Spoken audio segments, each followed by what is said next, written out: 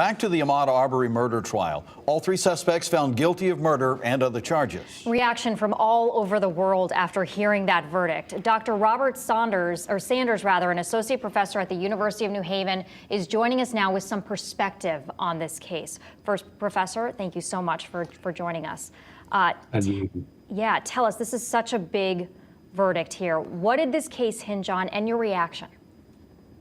Well, it really hinged on a better presentation by the prosecutors and the ability to get evidence in where, as in the Rittenhouse case, the witnesses that were presented by the government actually turned against them. That didn't happen in this case. And as a matter of fact, that was going to be my next question for you. The case actually is very different from the Kyle Rittenhouse case, but in the current climate, the entire country watching so closely, inevitably making comparisons here. What do you see as the similarities and differences in these cases? Well, the only similarities and differences that really stand out are the attempt to use self-defense, and the attempts are radically different. Even though Kyle Rittenhouse was acquitted on the charges, I still believe that regularly you cannot bring the fight and then begin the fight and then claim self-defense. Now, you got to remember, though, each state has its own criminal justice system with its own criminal justice laws written, passed by their own legislatures, and then executed by their own police. That's state by state. There's 50 different versions of that. At a federal level, there's a whole other story.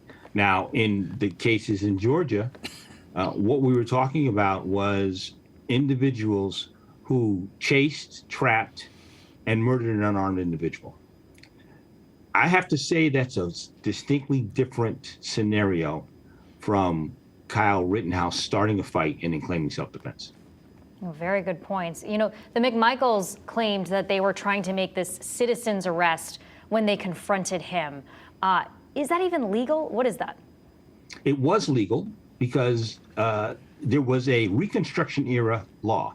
Now think Reconstruction era, end of slavery, where individuals could apprehend people under the Citizen Arrest Authority and then turn them over to the local sheriff, police officer, whoever. Think about that as a extension of how do you catch slaves when it's no longer legal to have slaves? Well, you use the law. Now, that law has been since removed from the books of Georgia, but it was in place when the McMichaels and Mr. Bryant went out to accost and later murder Mr. Arbery.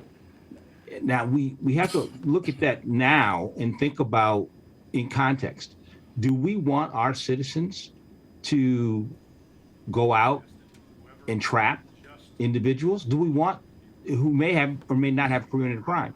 Do we want to allow individual citizens to use deadly force in making those type of arrests if that was the law we wanted to have in place?